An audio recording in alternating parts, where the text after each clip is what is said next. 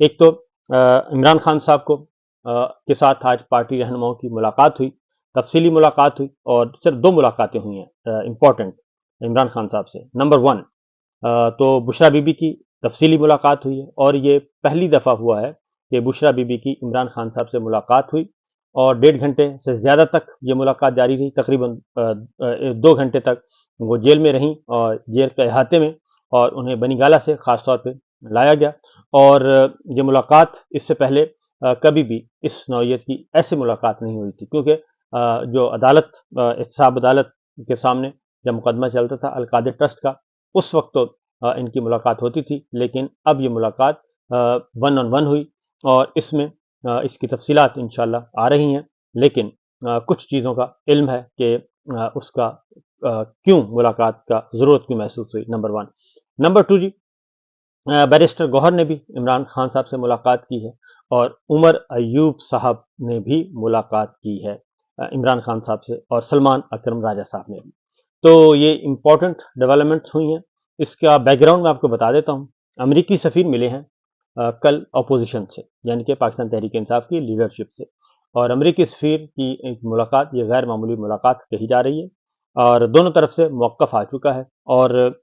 اس ملاقات کے بعد، اور پہلی بات تو یہ ہے کہ یہ آج پھر یہ بات کلیئرٹی کے ساتھ آ گئی ہے کہ یہ ملاقات جو ہے امریکی سفیر کی خواہش پر ہوئی، اور اس کی ریکویسٹ جو ہے وہ پاکستان تحریک انصاف کی طرف سے نہیں گئی تھی، بلکہ امریکی سفیر کی طرف سے آئی تھی۔ اور جب یہ آئی تو انہوں نے پاکستان تحریک انصاف نے براہ راست یہ ملاقات کرنے سے معذرت کی، اور انہوں نے کہا کہ اس کے لیے دفتر خارجہ جو ہے آفیشیل چینل جو ہے اس کو رجوع کیا جائے۔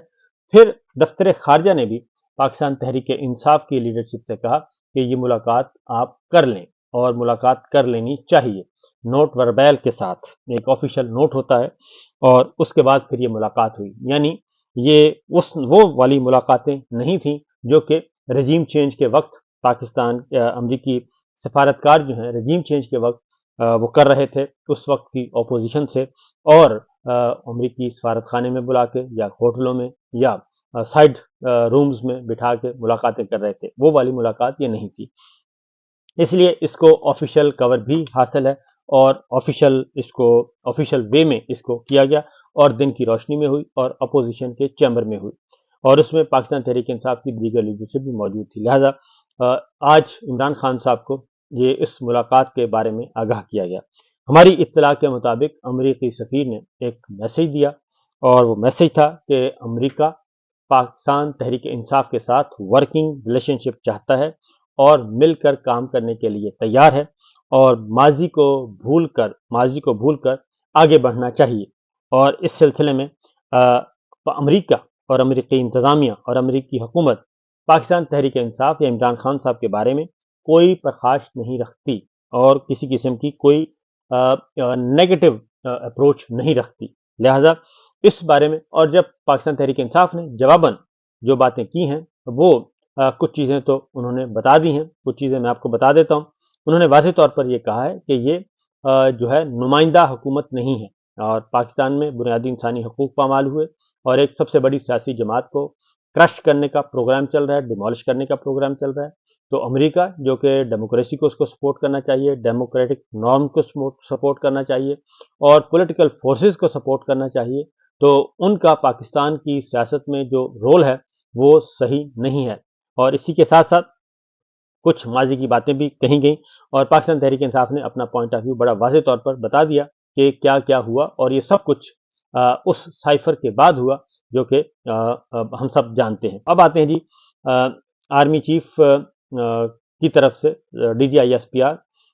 میجر جنرل صاحب نے آج پریس کانفرنس کی ہے۔ اس پریس کانفرنس میں میں نے بڑی کوشش کی کہ یہ میں سمجھ سکوں کہ واقعتاً یہ پریس کانفرنس جو ہے وہ پاک فوج کے ترجمان کی پریس کانفرنس ہے، لیکن میں پوری کوشش کے باوجود اس نتیجے پر نہیں پہنچ سکا، کیونکہ وہاں پہ ابتدائی چند منٹ جو تھے وہ پاک افغان بارڈر پہ لگائے گئے، اور پاک افغان بارڈر اور پاک انڈیا بارڈر ان پہ لگائے گئے، ایسٹرن بارڈر اور ویسٹرن بارڈر پہ، اور دہشت گردی سے متعلق بتایا گیا، اور پاک فوج کی قربانیاں، جوان افسر جو قربانیاں دے رہے ہیں ان کے بارے میں بتایا گیا، ان کی قربانیوں کے بارے میں جی کبھی کوئی شک نہیں رہا، اور پاک فوج کے شہداء، پاک فوج کے غازی اور جوان افسر سب عوام کے دل و دماغ میں بستے ہیں، اور کیونکہ وہ ہم میں سے ہی ہیں، اور وہ خدا نہ خواستہ کوئی عرشے کوئی دوسری دنیا کے لوگ نہیں ہیں، بلکہ وہ ہم میں سے ہی ہیں، پاکستان کے ہی ہیں، پاکستانی عوام سے ہی ہیں، پاکستانی ماؤں کے بچے ہیں وہ، اور ہم آپس میں ایک ہیں، اور آپس میں رشتہ دار ہیں، عزیز ہیں، دوست ہیں، سب کچھ ہیں۔ اس لیے اس پہ کبھی کوئی سوال ہی نہیں رہا۔ لیکن سوال ہوتا ہے جب ہماری ملٹری لیڈرشپ جو ہے وہ سیاسی امور میں مداخلت کرتی ہے، اور سیاست میں اس حد تک دخل اندازی کرتی ہے کہ پھر یقیناً وہ اسی طریقے سے آ جاتی ہے جیسے سیاسی جماعتیں، اور جب سیاسی جماعتیں سیاست کر رہی ہوتی ہیں تو ان کو بہت کچھ سننے کو ملتا ہے، اور وہ سنتی ہیں، تنقید برداشت کرتی ہیں، یہ سب کچھ ہوا۔ اور آج بھی بہت سارے سوالات کیے گئے جناب پاک فوج کے ترجمان سے، تو ان کے زیادہ تر ابتدائی چند منٹ چھوڑ کے باقی ساری گفتگو جو تھی وہ ساری کی ساری بالکل تھی جی سیاسی نوعیت کی، اور بہت کوشش کی کہ ہم سمجھ سکیں کہ واقعتاً یہ پاک فوج کے ترجمان ہیں، لیکن ایسا لگا نہیں، اور ایسے لگا کہ یہ عرفان صدیقی صاحب کی تحریر کردہ پریس کانفرنس ہے، اور کبھی لگا کہ یہ طلال چودھری صاحب بول رہے ہیں، کبھی عطا تارڑ صاحب لگے، کبھی مسلم لیگ نواز کے وفاقی وزیر اطلاعات و نشریات لگے، کبھی نون لیگ کے ترجمان لگے، کبھی جب بہت زیادہ کلائمیکس پہ گئے تلخیوں کی طرف تو ایسے لگا کہ یہ مریم اورنگزیب صاحبہ کا لب و لہجہ ہے، پھر عظمہ بخاری صاحبہ کا لب و لہجہ بھی نظر آیا، تو رانا ثناء اللہ صاحب بھی کہیں کہیں نظر آئے، اور جب ججز کے خط کا معاملہ آیا تو ایسے لگا کہ وزیر قانون اعظم نذیر تارڑ صاحب بول رہے ہیں، اور یہ سارے کا سارا سرکار جو پولیٹیکل نیریٹو ہے مسلم لیگ نواز کا، وہ سارا نیریٹو ہمیں پاک فوج کے ترجمان کے اندر نظر آیا۔ تو جب یہ سب کچھ ہوگا تو پھر جی چیزیں جو ہیں وہ پھر اسی طریقے سے ڈاؤٹ کا شکار ہوں گی، اور پھر آپ غیر جانبدار نہیں کہلا سکتے، کیونکہ ایک طرف آپ کہتے ہیں کہ آپ کا 8 فروری سے کوئی لینا دینا نہیں ہے، لیکن دوسری طرف جو 9 فروری کے نتائج تیار ہوئے وہ سارے کے سارے اس میں آپ کا بہت بڑا رول ہے، اور اس میں آپ ہی کا بنیادی رول ہے۔ اگر آپ کا کردار نہ ہوتا، اور آپ نہ چاہتے، اور آپ کا حکم نہ ہوتا تو یہ سب کچھ نہ ہوتا، اور یہ سارے کا سارا ایک جعلی نظام قائم نہ ہوتا۔ تو اس لیے یہ کہنا یہ صرف محض کہہ دینے سے یہ مسئلہ حل نہیں ہوگا، بلکہ عملاً ثابت کرنا پڑے گا۔ ایک طرف کہا گیا 9 مئی کو پھر بہت زیادہ بھرپور طریقے سے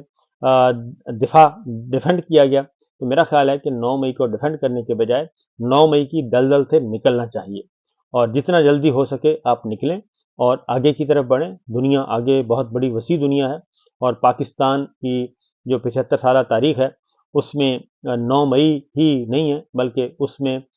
16 دسمبر 1971 بھی ہے، اس میں پبلک سکول ہمارے آرمی پبلک سکول کے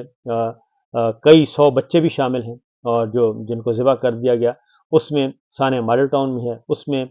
25 پاکستانی شہری بھی ہیں، اور اس لیے جو کہ